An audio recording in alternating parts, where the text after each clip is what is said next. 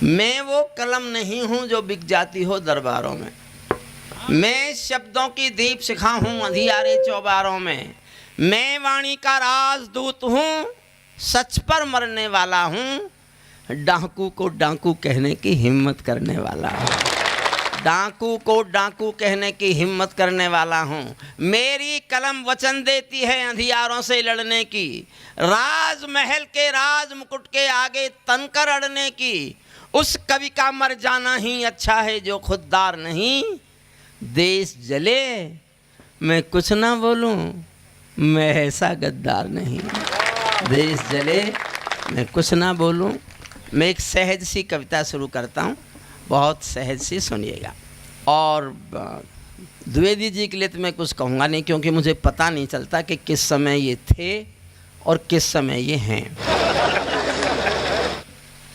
लेकिन बहुत अद्भुत व्यक्ति हैं, बहुत अद्भुत। उनकी विद्वत्ता पता नहीं चलती। जिस आदमी ने जीवन में कभी शराब को 3 फीट दूर से भी नहीं सूंघा हो, उस आदमी को देख के ऐसा लगता है कि कई बोतल पी के टुन्ने। इस एक्टिंग के नाम ही एक बार जोरदार तालियां बजाई। मैं जब उनसे पहली बार मिला था तो डर के मारे नहीं मिला उनसे। मैं कहा ये तो पिए हुए हैं। फिर मुझे किसी ने कहा कि वो तो छूते भी नहीं हैं। तो फिर मेरा मन उनकी तरफ बढ़ा, मेरी श्रद्धा भी उनमें जागी, और उन्होंने जो हास्य रस का एक श्रेष्ठ अनुपम उदाहरण प्रस्तुत किया है देश में, वो निश्चित रूप से प्रणम्य है। मैं एक कविता आपको सुना रहा हूँ। चौथी कविता लाइन में शीर्षक है, देखिए मुझे कई दिन से नींद आ रही है। अब ये कोई रोग है या क्या है? जब नहीं आ रही थी तो मैंने नींद की गोली खा ली, उसके बाद उतर नहीं रही। मैं मुंह भी धोता हूँ, नहाता भी हूँ, छपके भी मारता हूँ, नींद नहीं उतर रही है।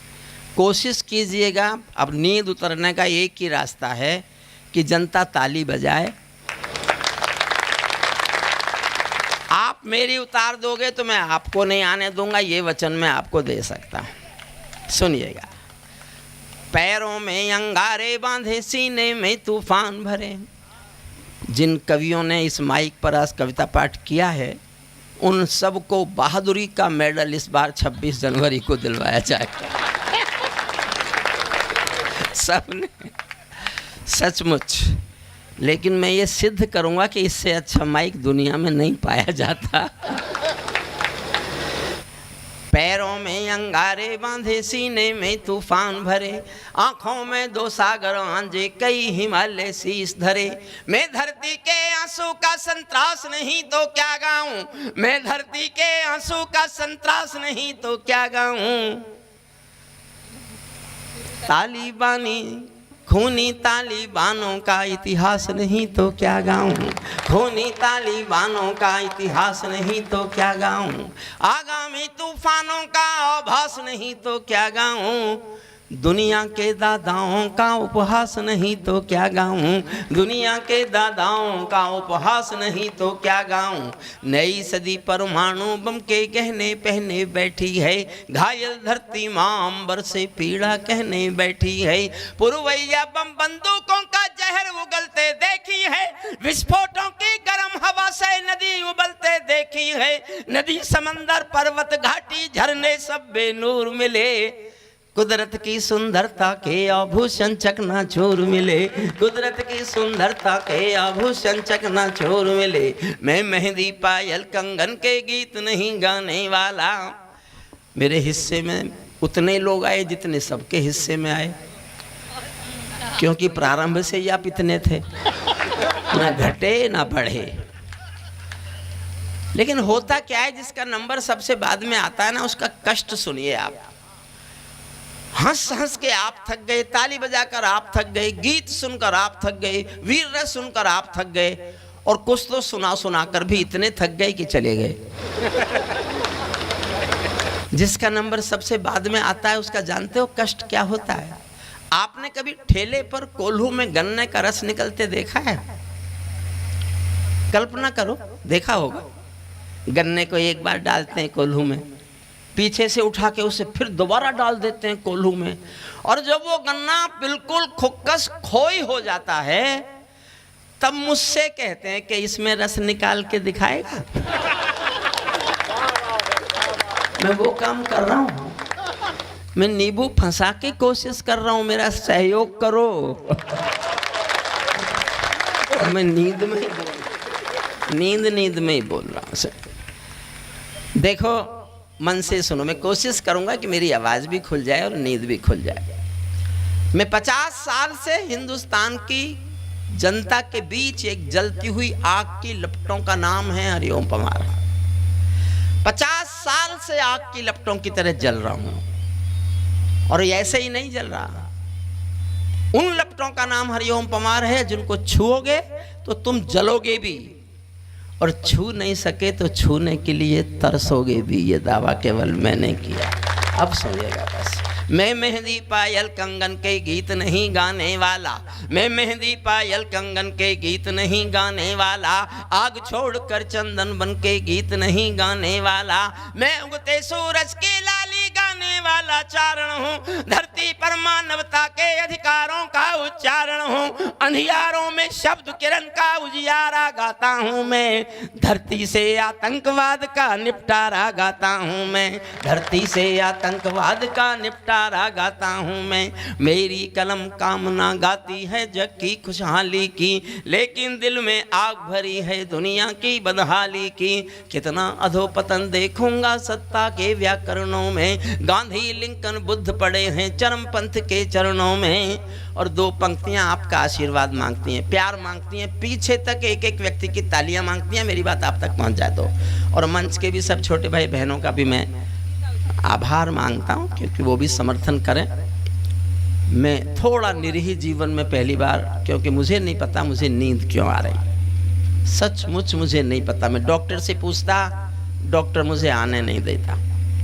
मैं जहाँ ट्रेन में बैठा, मेरी कानपुर में आंख खुली टीटी के बताने पर, फिर वहाँ से जो कार मुझे लेके आने वाली थी मैं उसमें सो गया, तो फतेहपुर आंख खुली उसके बताने पर।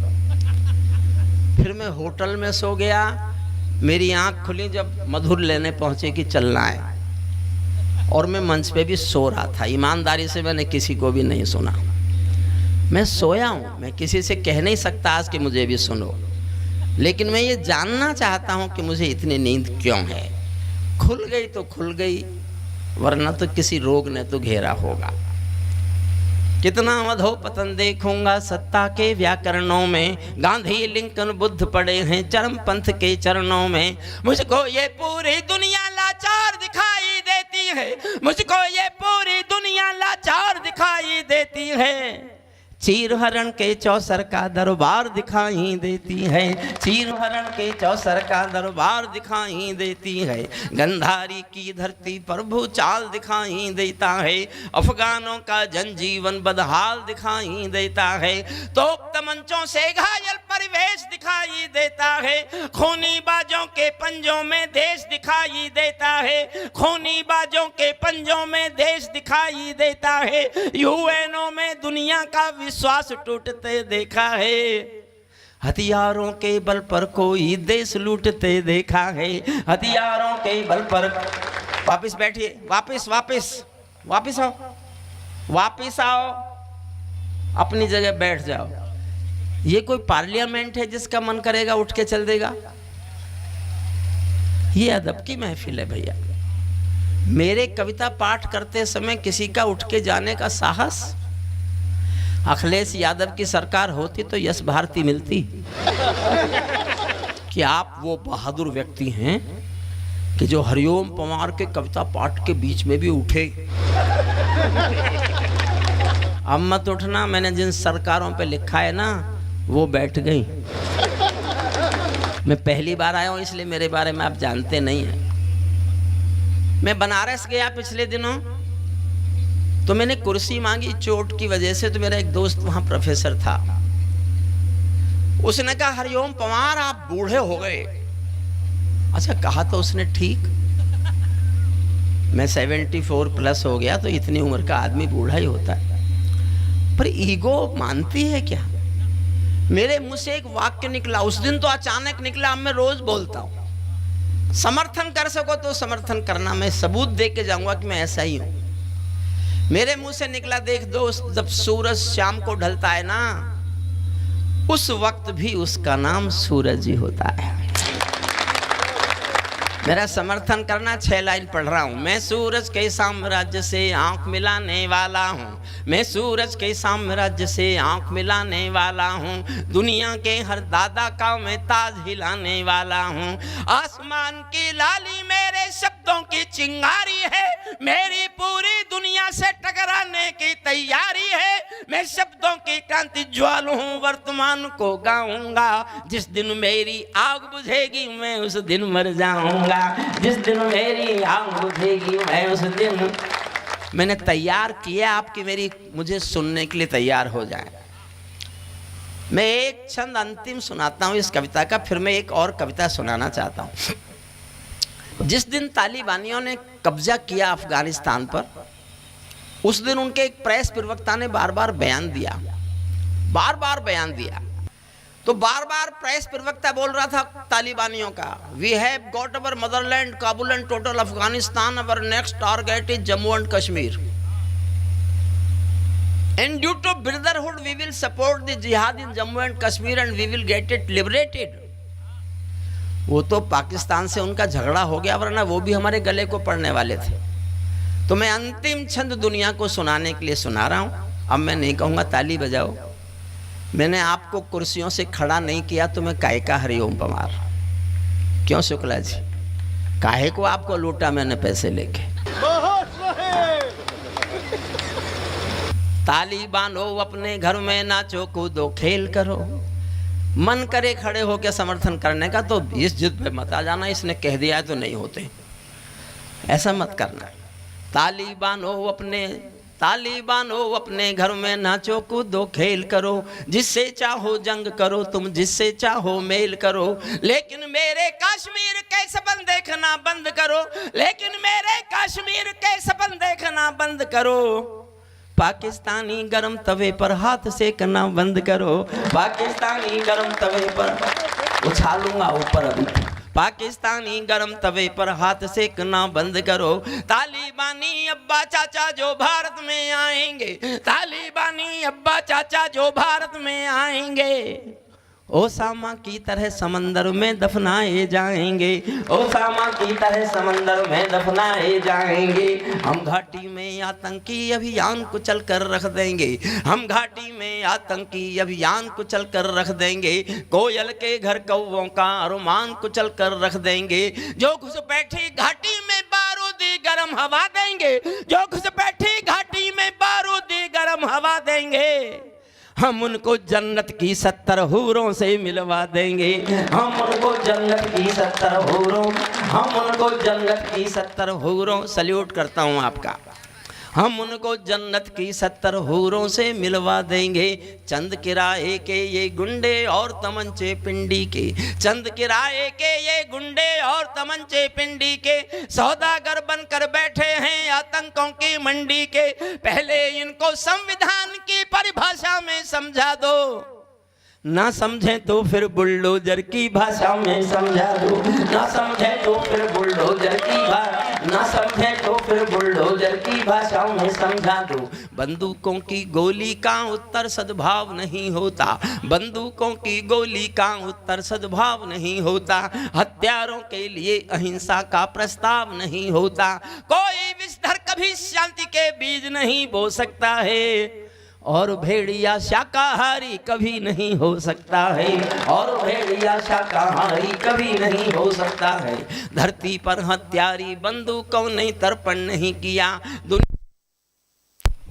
धरती पर हत्यारी बंदूकों ने तर्पण नहीं किया, दुनिया में आतंकवाद ने कभी समर्पण नहीं किया। ये केवल कुचला जाता है, दूसरी राह नहीं होती, संकल्पों के निर्णय को जग की परवाह नहीं होती। जिस दिन भारत आतंकों पर पूर्ण विजय पा जाएगा, उस दिन पाकिस्तान हमारे चरणों में आ जाएगा, उस दिन पाकिस्तान हमारे चरणों में आ जाएगा। भारत ने हर समझौते का आदी बनना छोड़ दिया। और अगली पंक्ति जो पढ़ रहा हूं, मुझे नहीं पता आप कितना समर्थन करेंगे या नहीं करेंगे। लेकिन मैंने बहुत सोच समझ के लिखी है। मैं नहीं लिखता तो कोई लिखता नहीं, और ये कहने का वक्त आ गया है, मैंने इसलिए लिखी है। समर्थन करो तो इतना करना कि मैं ये सोचना बंद कर दूं कि मैंने कुछ गलत लिखा है। भारत ने हर समझौते का आदी बनना छोड़ दिया, भारत ने हर समझौते का आदी बनना छोड़ दिया। कुछ बातों में हमने बापू गांधी बनना छोड़ दिया, कुछ बातों में हमने बापू गांधी, कुछ बातों में हमने बापू गांधी बनना छोड़ दिया।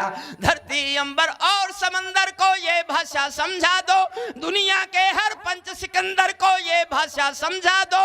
अब खंडित भारत माँ की तस्वीर नहीं होने वाली, कश्मीर किसी के अब्बा की जागीर नहीं होने वाली, कश्मीर किसी के अब्बा की जागीर, कश्मीर किसी के अब्बा की जागीर नहीं होने वाली।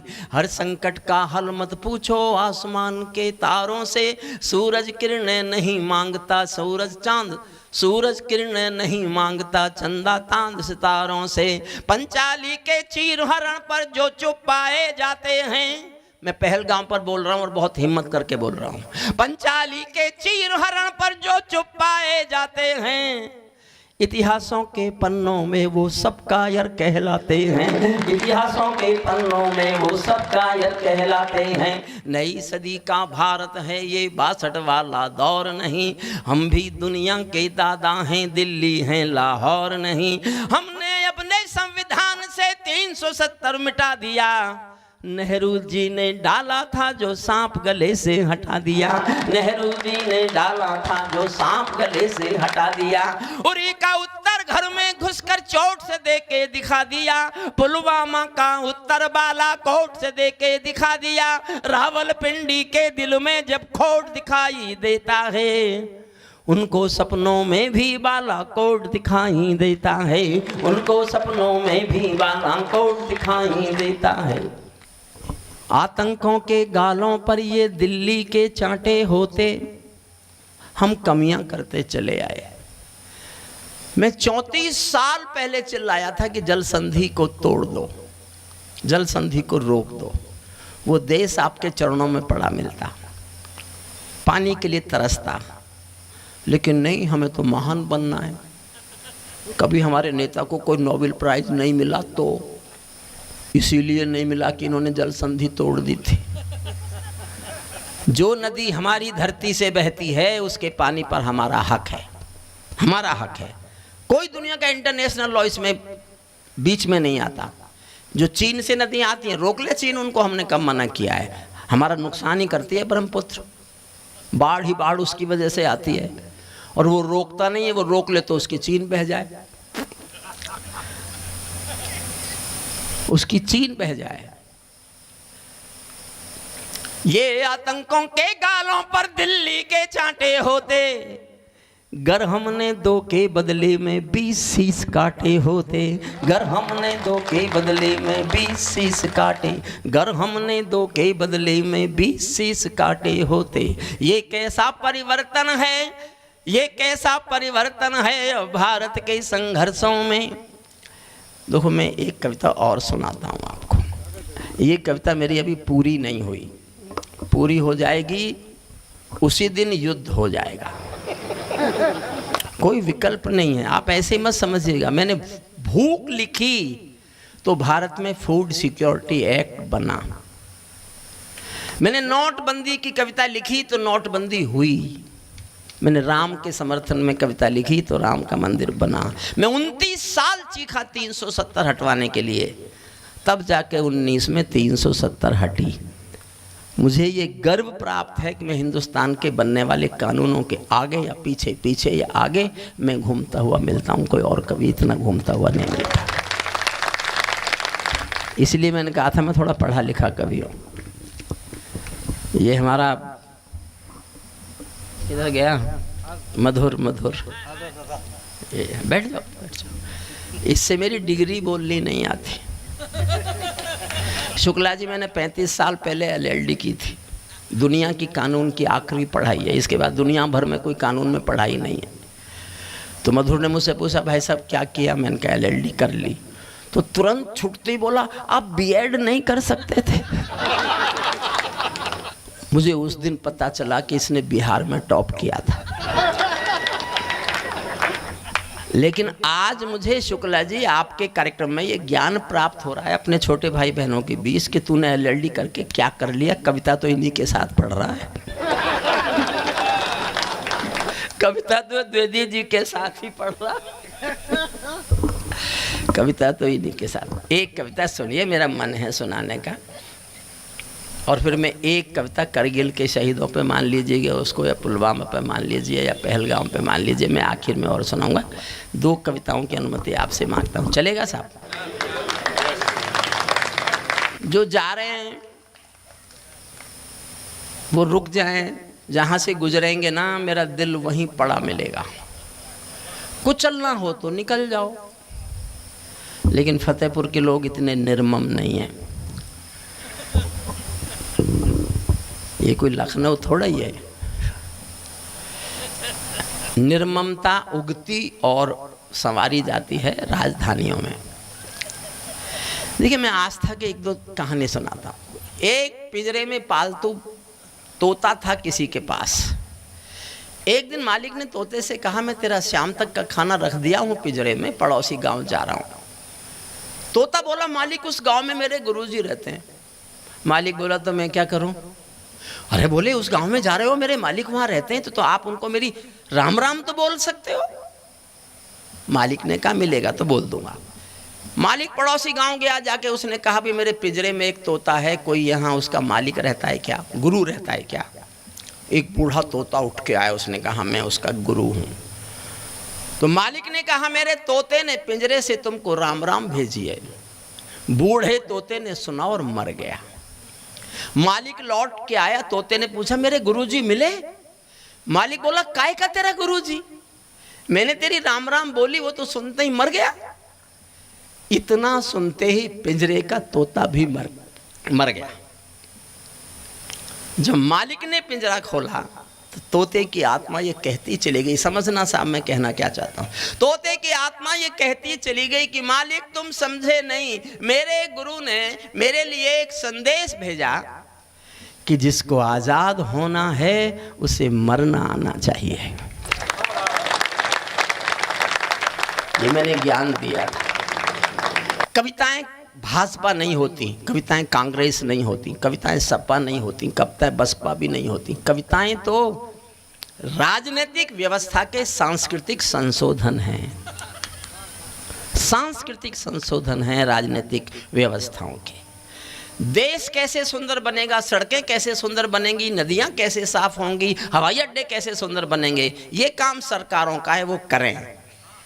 लेकिन हिंदुस्तान के आदमी की आदमियत कैसे अच्छी बनेगी, ये काम साहित्यकारों का है, हमें करने दीजिए, ये हमें करने दीजिए।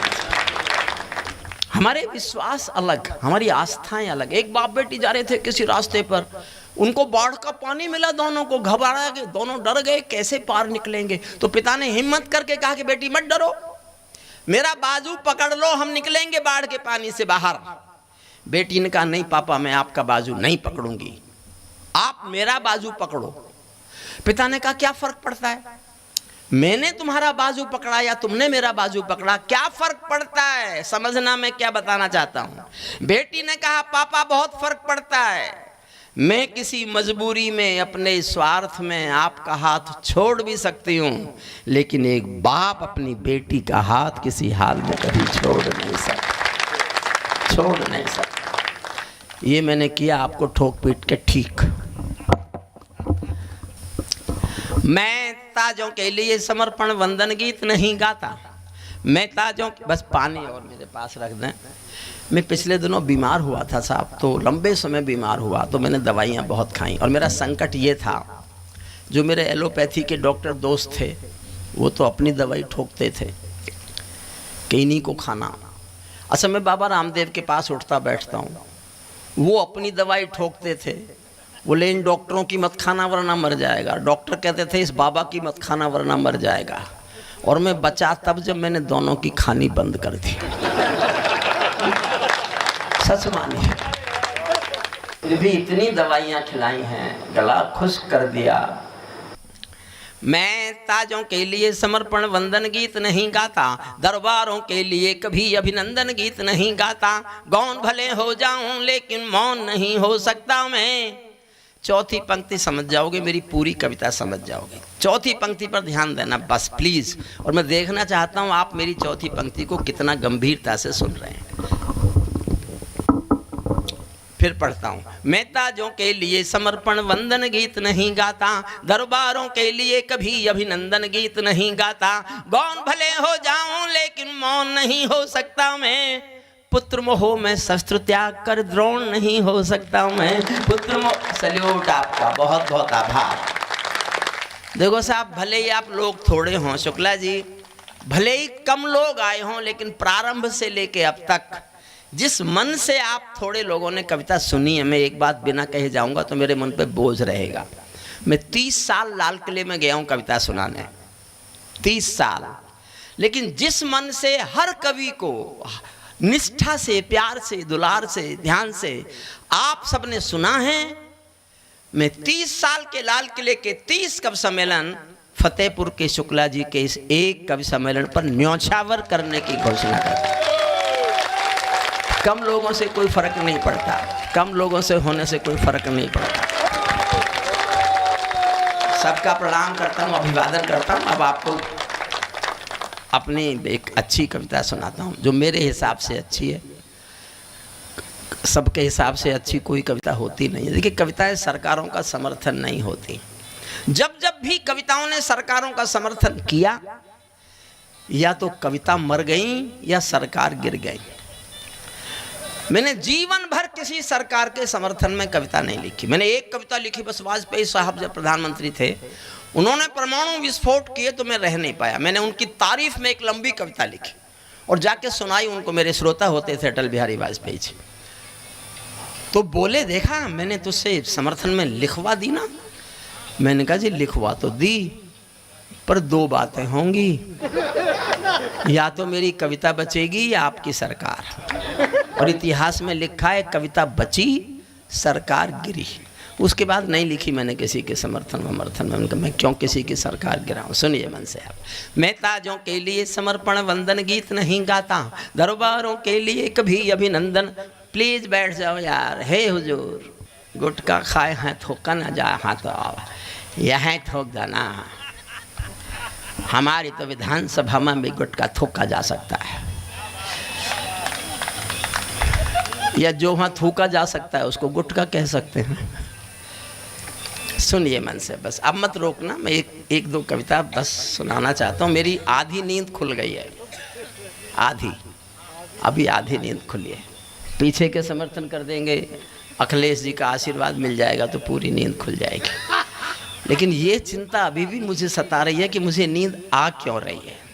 खाना मैंने नहीं खाया, नहीं, इनकी तरफ मैं इसलिए ज़्यादा नहीं देखता कि किस समय पता नहीं ये पता लगे कि थे, क्योंकि हमेशा थोड़ा ही पता लगता है कि हैं कि थे, हैं कि थे। ये हैं और थे के बीच में झूमते रहते हैं।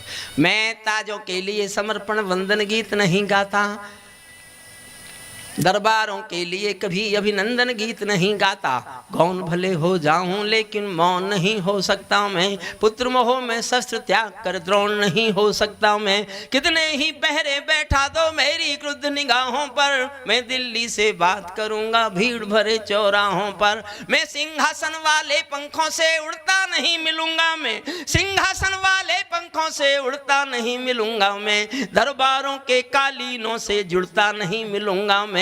चरण वंदना करने वालों की आवाज नहीं हूं मैं, दरबारों की मेहरबानियों का मोहताज नहीं हूं मैं धरती पर इंकलाब के स्वर की एक निशानी हूं। गाते गाते अंगारा हूं, लिखते लिखते पानी हूं। गाते गाते अंगारा हूं, लिखते लिखते पानी हूं। सत्ता का आकर्षण मेरी भूख नहीं। ये कोई गर्वोक्ति नहीं है शुक्ला जी। मैं जब चाहता, जिस दिन चाहता, संसद में वहां बैठ सकता था जहां और लोग बैठे रहते हैं। टिकट मांगने वाले हजारों होते हैं, मांगे मिले हुए टिकट को लौटाने वाला सिर्फ मैं होता हूं। और ये गर्वोक्ति नहीं है, मेरे जीवन की सच्चाई है सुनना। सत्ता का आकर्षण मेरी भूख नहीं, शाल दुशाला चंदन मेरी भूख नहीं, सरकारी अभिनंदन नहीं चुने मैंने, राजनीति के बंधन नहीं चुने मैंने, पद्म पुरस्कारों की चाह नहीं करता, दरबारों की मैं परवाह नहीं करता, कलम सिपाही बनकर जिंदा रहता हूँ, भूखे बच्चों से शर्मिंदा रहता हूँ, भूखे। और माफ करे मुझे पीछे बैठी हुई पीढ़ी, ये सब लोग जो पैसा लेके जाएंगे शुक्ला जी आपसे, अपने बच्चों के लिए लेके जाएंगे, मैं गरीब बच्चों के लिए लेके जाऊंगा। लगभग 7 से 750 गरीब बच्चे जो बिल्कुल मजलूम हैं, जो बच्चे पन्नियां सुनते थे सड़कों पर, उन बच्चों को पढ़ाने की व्यवस्था मैंने उस पैसे से की जो मुझे जनता ने दिया। मैं एक यूनिवर्सिटी में प्रोफेसर रहा हूँ, मुझे इतनी पेंशन मिलती है, मेरा काम उसमें चल जाता है। बाकी ये सब चैरिटी है जो पैसा मुझे जनता से मिलता है। सुनिए, पद्म पुरस्कारों की चाह नहीं करता, दरबारों की मैं परवाह नहीं करता, कलम सिपाही बनकर जिंदा रहता हूँ, भूखे बच्चों से शर्मिंदा रहता हूँ, पगडंडी से लाल किले तक जाता हूँ, झुग्गी झोंपड़ियों के आंसू गाता हूँ, दरबारों में लेकिन कवि का शीश नहीं झुकने दूंगा, कविता का सिंहासन से संग्राम नहीं रुकने दूंगा, कविता का सिंहासन से संग्राम नहीं रुकने दूंगा, ये सौगंध तुम्हारी है, मैं देश नहीं बिकने दूंगा, देश नहीं मिटने दूंगा, मैं देश नहीं झुकने दूंगा, है मेरा विश्वास कभी सौगंध नहीं तोड़ोगे तुम, भारत माँ की सेवा का अनुबंध नहीं छोड़ोगे तुम, ऐसा कुछ कर जाओ पूरा देश देखता रह जाए, देश नहीं भूमंडल का परिवेश देखता रह जाए, देश नहीं भूमंडल का पर। क्या कर दो, जो कर दिया मैंने हटा दिया कविता से, जो नहीं किया वो चिल्ला रहा हूं। एक एक मांग है मेरी अपने राजा से, एक एक मांग, और आपको लगे ये मांग ठीक है, होनी चाहिए, तो मेरी मांग का समर्थन करना। एक एक पंक्ति में एक एक मांग है, वो भी समर्थन कर रहे हैं, पीछे वाले भी समर्थन कर रहे हैं, वो ऐसे समर्थन कर रहे हैं। देखिए, आपको लगे कि मांग का समर्थन तो होना ही चाहिए तो ही करना। ऐसा कुछ कर जाओ पूरा देश देखता रह जाए, देश नहीं भूमंडल का परिवेश देखता रह जाए, संसद को गुंडों से दागी चेहरों से खाली कर दो। पहली मांग है ये, इतनी तालियों से नहीं होगी साहब, ये पहली मांग है मेरी। संसद को गुंडों से दागी चेहरों से खाली कर दो, भूखे मरते हुए किसानों के घर खुशहाली भर दो, भूखे मरते हुए किसानों के घर खुशहाली भर दो, खेलों को नेताओं से पूंजीपतियों से मुक्त करो। सोच कर ताली बजाओ। खेलों को नेताओं से पूंजीपतियों से मुक्त करो, माँ बहनों बेटी का जीना स्वाभिमान से युक्त करो, झोंपड़ियों को मत सिखलाओ तौर तरीका जीने का, उन्हें मयस्सर कर दो केवल अच्छा पानी पीने का, उन्हें मयस्सर कर दो केवल अच्छा पानी पीने का, उन्हें मयस्सर कर दो केवल अच्छा पानी पीने का, विश्व गुरु बनने वाले हो कोई निशानी भी तो दो। और अगली पंक्ति गांव से लाया हूं उठा कर, आपको लगे ये जीवन की सच्चाई है तो मैं एक एक व्यक्ति की ताली सुनना चाहता हूं, अगर आपको लगे मैंने जनता की आम भावना को पकड़ा है। विश्व गुरु बनने वाले हो कोई निशानी भी तो दो, शौचालय तो बना दिए हैं उनमें पानी भी तो दो। मैंने अपने गांव में देखे तब गा रहा हूं, शौचालय तो बना दिए हैं उनमें पानी भी तो दो, नंगे बदन लिए फिरते हैं ख्वाहिश एक लंगोटी की, खाली पेट लिए बैठे हैं उम्मीदें दो रोटी की, कहीं भूख से कोई बच्चा मर ना जाए याद रहे, 10 करोड़ भूखी पीढ़ी की याद तुम्हें फरियाद रहे, 10 करोड़ भूखी पीढ़ी की याद तुम्हें फरियाद रहे, युवा खून बेरोजगार है ये आक्रोश खत्म कर दो। और अगली पंक्ति समझो तो ताली बजाना, युवा खून बेरोजगार है ये आक्रोश खत्म कर दो, नौकरशाही बहुत भ्रष्ट है ये भी दोष खत्म कर दो, नौकरशाही बहुत भ्रष्ट है ये भी दो। और 11 साल का छाला है मेरे दिल में, 11 साल से इस छाले को लिए घूम रहा हूं। मैं उम्मीद करता था ये सबसे पहले होगा, लेकिन नहीं हुआ। और आपको लगता है कि सबसे पहले ये होना चाहिए था या आज होना चाहिए, तो उठाना तालियां। पहलगाम को घटना की पुनरावृत्ति रोकना चाहते हो तो मेरी शर्त पूरी कराओ। घाटी के चप्पे चप्पे पर राष्ट्रगान का स्वर दे दो। अगली पंक्ति आंदोलन करे दिल में तो तालियां तो जी भर के उठा देना। घाटी के चप्पे चप्पे पर राष्ट्रगान का स्वर दे दो। हर विस्थापित कश्मीरी पंडित को उसका घर दे दो। हर विस्थापित कश्मीरी पंडित को उसका घर दे दो। कुछ कानून बनाने में तो देर नहीं अंधेरी है। यूसीसी के लाने में 70 सालों की देरी है। आबादी का बढ़ना रोको, सबसे बड़ी जरूरत है। जनसंख्या कानून बनाओ गर दिल्ली में हिम्मत है। जनसंख्या कानून बनाओ गर दिल्ली में हिम्मत है। मुफ्तखोरियों की ज्यादा तादाद बढ़ाना बंद करो।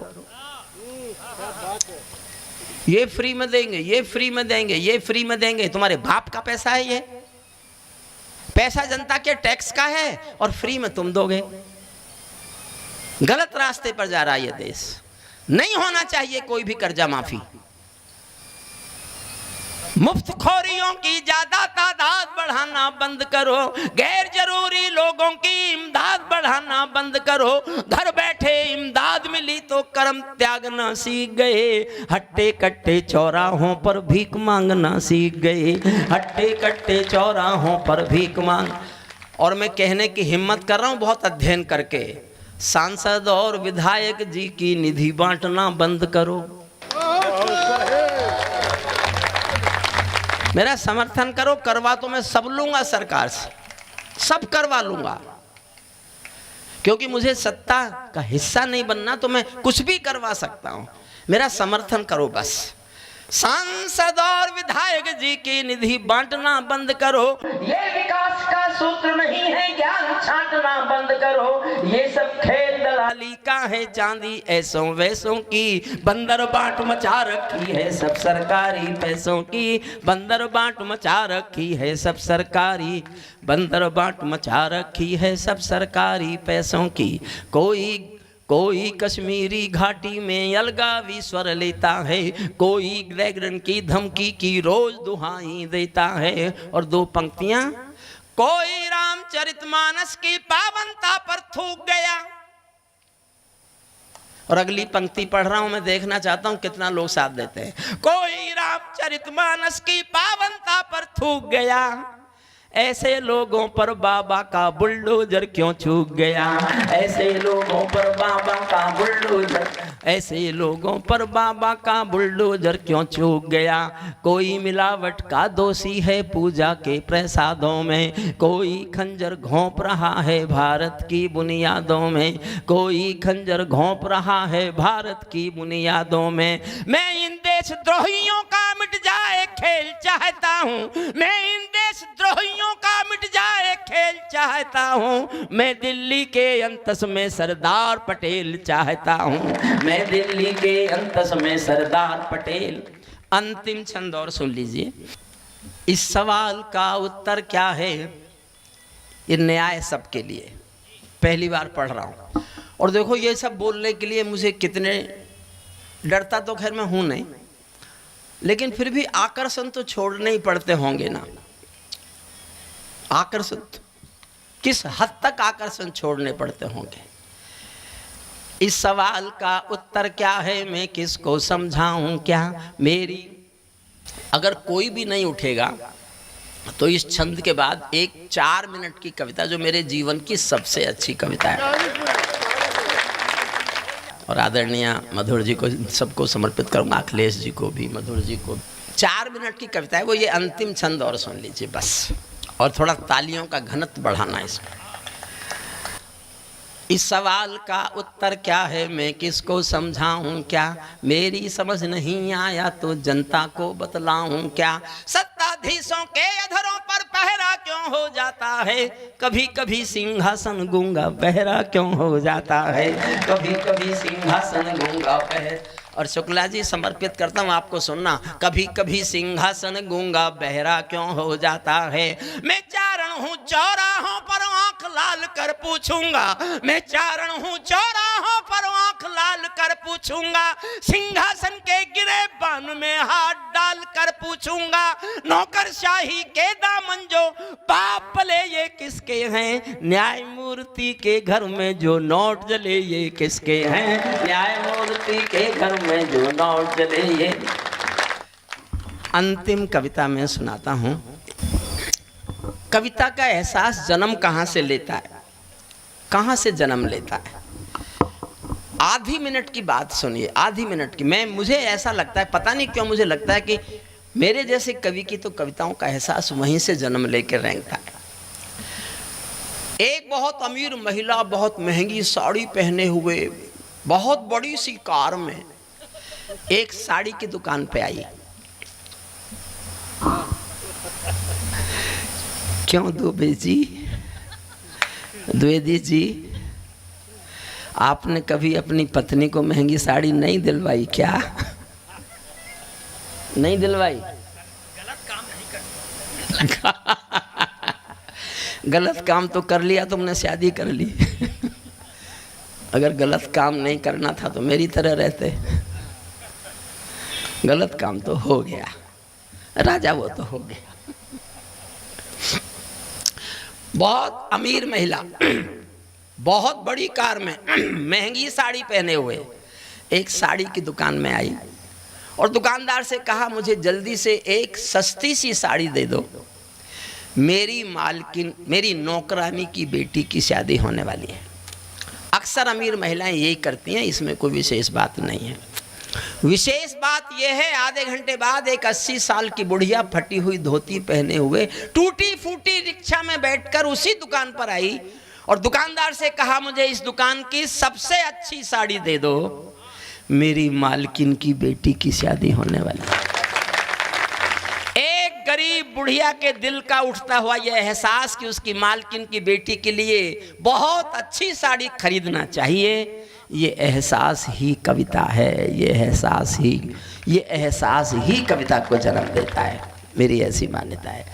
मैं एक कविता सुनाता हूँ। देखिए, भगवान राम हमारे रक्षक देवता, भगवान कृष्ण हमारे रक्षक देवता। मैं भी सनातन धर्म में पैदा हुआ हूँ तो मैं भी मानता हूँ भगवान राम हमारे रक्षक देवता हैं, भगवान कृष्ण हमारे रक्षक देवता हैं, लेकिन मैंने वो देखे नहीं हैं। ना मैंने राम देखे, ना मैंने कृष्ण देखे। अगर कोई कहता मैंने देखे तो वो कुछ और हो ना हो झूठा जरूर है।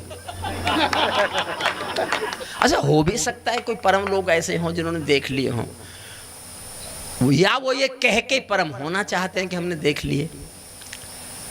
लेकिन जो मैंने रक्षक देवता देखे हैं, ये वो फौजी हैं जो सीमा पर वर्दी पहनकर खड़े हैं और देश की रक्षा करते हैं। मैं मेरठ जहाँ पढ़ाया, मैंने एक विद्यार्थी कैप्टन मनोज तलवार शहीद हुआ था करगिल में। जब उसका पार्थिव शरीर आया तो मैं भी अंतिम दर्शनों के लिए गया, तो इतनी भीड़ थी, मैं अंतिम दर्शन तो नहीं कर पाया। मैं भीड़ में पीछे पीछे भीगी पलकों से मैंने एक छोटी सी कविता लिखी। मैं गीतकार नहीं हूँ, गीतकार हमारी बिटिया कविता है, गीतकार दूसरी बिटिया है, गीतकार मधुर जी श्रेष्ठ गीतकार हैं, बहुत बहुत प्यारे गीतकार हैं। मैं और आज तो जो शुरुआत की थी द्विवेदी जी ने, उससे लगा कि गीतकार तो उनके भी भीतर बैठा हुआ है। पर छोटी सी कविता मैंने लिखी, सुन लीजिए। इसके बाद जो अच्छा हुआ वो शुक्ल जी का है, फतेहपुर का है, मधुर जी का है।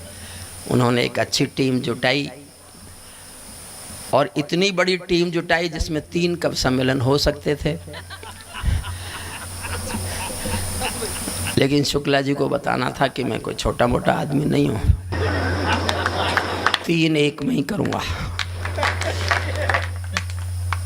कोई नहीं, लोग कम रहे होंगे अक्षय तृतीया के कारण, क्योंकि आज रात भर सोने की दुकानें खुली होंगी और वहाँ बिक्री चल रही होगी, लाइन लग जी। शादियाँ बहुत हैं, शादियाँ। अच्छा अच्छा, आप इतने लोग अपने मित्रों की शादियों में नहीं गए जी? होके आ गए? अच्छा अच्छा, देखो, मुझसे कोई कई बार कहता है देश कैसे ठीक हो साहब, मैं बहुत कठोर आदमी हूँ इस मामले में। 5 साल के लिए एक भी व्हीकल नहीं बनेगा और एक भी बच्चा पैदा नहीं होगा। देश 5 साल में ठीक, 5 साल में प्रोडक्शन बंद, चाहे व्हीकल हो चाहे कारें हो, कुछ भी, कोई व्हीकल भी नहीं बनना चाहिए। जगह नहीं है सड़कों पर रेलों की, कारों के लिए जगह नहीं है। एक एक घर में 3-3 कार, आदमी 2 हैं, घर में 4 कार।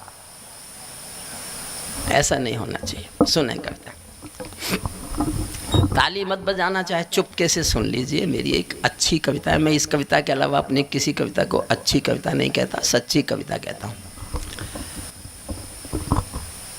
मैं केशव का 5 जन्म भी गहन मौन में खोया हूँ, मैं केशव का 5 जन्म भी गहन मौन में खोया हूँ। उन बेटों की याद कहानी लिखते लिखते रोया हूँ, उन बेटों की याद कहानी लिखते लिखते रोया हूँ। जिस माथे की कुमकुम बिंदी वापस लौट नहीं पाई, चुटकी झुमके पायल ले गई कुर्बानी की यमराई। कुछ बहनों की राखी जल गई है बर्फीली घाटी में, वे भी के गठबंधन मिल गए हैं करगिल की माटी में। पर्वत पर कितने दूरी सपने दफन हुए होंगे, 20 बसंतों के मधुमासी जीवन हवन हुए होंगे।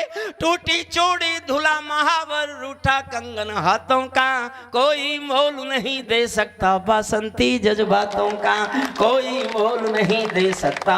सल्यूट आपका, बहुत बहुत आभार। कोई मोल नहीं दे सकता बसंती जज्बातों का, जो पहले पहले चुंबन के बाद गुलाम पर चला गया। एक पल का एहसास मेरे साथ जीना, जो पहले पहले चुंबन के बाद गुलाम पर चला गया, नई दुल्हन की से छोड़कर युद्ध काम पर चला गया। उनको भी मीठी नींदों की करवट याद रही होगी, खुशबू में डूबी यादों की सलवट याद रही होगी। खुशबू, और मैं जीवन की सबसे अच्छी पंक्ति पढ़ रहा हूँ। मैं हिंदी का व्यक्ति नहीं हूँ, मैंने हिंदी नहीं पढ़ी, मैं संयोग से कवि बना। मैं जयप्रकाश नारायण के आंदोलन की कोख से पैदा हुआ कवि हूँ। जब मैं LLM कर रहा था तब मैंने मीसा भोगाए। जेपी के आंदोलन की कोख से पैदा हुई 2 चीजें, जनता पार्टी और हरिओम पंवार। जनता पार्टी का मुझे पता नहीं कहीं है कि नहीं, हरिओम पंवार शुक्ला जी के सामने कविता पाठ कर रहा है। एक लाइन मैंने सिर्फ अच्छी लिखी है, मुझे दुआएं देना, जी भरकर तालियां बजाना। मैंने ऐसी एक लाइन और लिख ली तो मैं घोषणा कर दूंगा मैं भी कवि हो गया हूं। वरना तो अभी तक तो यही कहानी प्रसिद्ध है, जाट और कवि। कौन मानता है जाटों को? पढ़ा लिखा ही नहीं मानते, तुम तो कवि की बात कर रहे हो। ये वो देश है जिसमें जाट को पढ़ा लिखा तक नहीं माना जाता। सुने मन से, उन आंखों की 2 बूंदों से जो पहले पहले चुंबन के बाद लाम पर चला गया, नई दुल्हन की से छोड़कर युद्ध काम पर चला गया। उनको भी मीठी नींदों की करवट याद रही होगी, खुशबू में डूबी यादों की सलवट याद रही होगी। उन आंखों की 2 बूंदों से 7 सागर हारे हैं, उन आंखों की 2 बूंदों से 7 सागर हारे हैं। जब मेहंदी वाले हाथों ने मंगल सूत्र उतारे हैं, जब मेहंदी वाले हाथों ने मंगल सूत्र उतारे हैं। गीली मेहंदी रोई होगी चुपके घर के कोने में, ताजा काजल छूटा होगा चुपके चुपके रोने में। जब बेटे की अर्थी आई होगी सुने आंगन में, शायद दूध उतरवाया हो बूढ़ी माँ के दामन में, शायद दूध उतरवाया हो बूढ़ी माँ के दामन में। वो विधवा पूरी दुनिया का बोझा सर ले सकती है। दुनिया के किसी भी मजहब में, किसी भी देश में स्त्री अर्थी को कंधा नहीं देती। भरतपुर के पास एक गांव है अजान, राजस्थान में, वहां एक बेटा शहीद हुआ था, वीरेंद्र सिंह। कल्पना नहीं है, सत्य घटना है। जब उसका पार्थिव शरीर सेना लेके आई, उनकी पत्नी का नाम है गायत्री देवी, तो उन्होंने गांव वालों की मर्जी के खिलाफ, शहर वालों की मर्जी के खिलाफ अपना सुहाग का जोड़ा पहना, जो शादी में पहना जिसने, और शमशान घाट तक अपने पति की अर्थी को कंधा दिया। ये दुनिया की पहली घटना थी जब कोई औरत अर्थी को कंधा दे रही।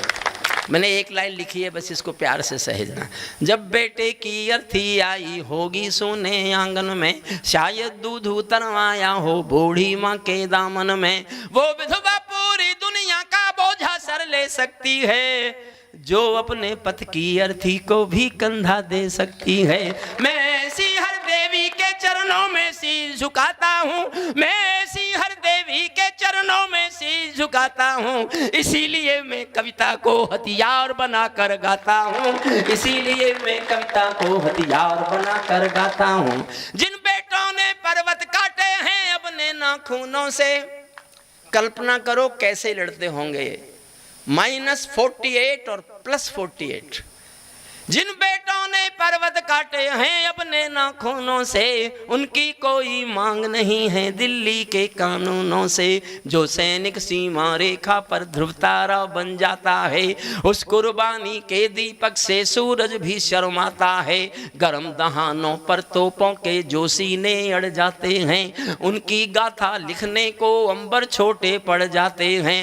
उनके लिए हिमालय कंधा देने को झुक जाता है, कुछ पल को सागर की लहरों का गर्जन रुक जाता है। उस सैनिक के शव का दर्शन तीर्थ जैसा होता है, चित्र शहीदों का मंदिर की मूरत जैसा होता है। चित्र शहीदों, अंतिम 6 लाइन सुन लीजिए बस। क्या ये देश उन्हीं का है जो सीमा पर मर जाते हैं, क्या ये देश उन्हीं का है जो सीमा पर मर जाते हैं, अपना खून बहाकर टीका सरहद पर कर जाते हैं। कोई युद्ध वतन की खातिर सबको लड़ना पड़ता है, संकट की घड़ियों में सबको सैनिक बनना पड़ता है। जो भी कौम वतन की खातिर मरने को तैयार नहीं, उसकी संतति को आजादी जीने का अधिकार नहीं, उसकी अंतिम पंक्तियां पढ़ता हूँ। शुक्ला जी, मैं एक लाइन ऐसी लिखना चाहता था नेताओं पर, जिससे ज्यादा सख्त बात हम नेता से कुछ कह नहीं सकते। सख्त, इतनी सख्त कि उससे ज्यादा तो फिर गाली देने लगो। और इतनी चालाकी से लिखना चाहता था कि नेता कोई सामने बैठे हों और मैं पढ़ूं उनके सामने तो उनकी समझ में ना आए, और समझ में भी आए तो इतनी देर में आए जब तक मैं निकल जाऊं। आप पर इम्तिहान छोड़ता हूं, कैसे विदा करते हैं आप मुझे। आखिरी पंक्ति से विदा लेता हूं, कैसे विदा देंगे और आपको लगे कि मैंने ये चालाकी निभाई है कि नहीं निभाई है। उस चालाकी पर भी आपकी तालियों की, घनघोर तालियों की प्रतिक्रिया मुझे बताएगी, मुझे विदाई भी करेगी और यही बताएगी कि मैं उस चालाकी को निभाने में कामयाब हुआ कि नहीं। सैनिक अपने प्राण गंवा कर देश बड़ा कर जाते हैं, सैनिक अपने प्राण गंवा कर देश बड़ा कर जाते हैं। बलिदानों की बुनियादों पर राष्ट्र खड़ा कर जाते हैं। जिनको माँ के बलिदानी बेटों से प्यार नहीं होगा, उन्हें तिरंगे को लहराने का अधिकार नहीं होगा। बहुत बहुत धन्यवाद, बहुत बहुत।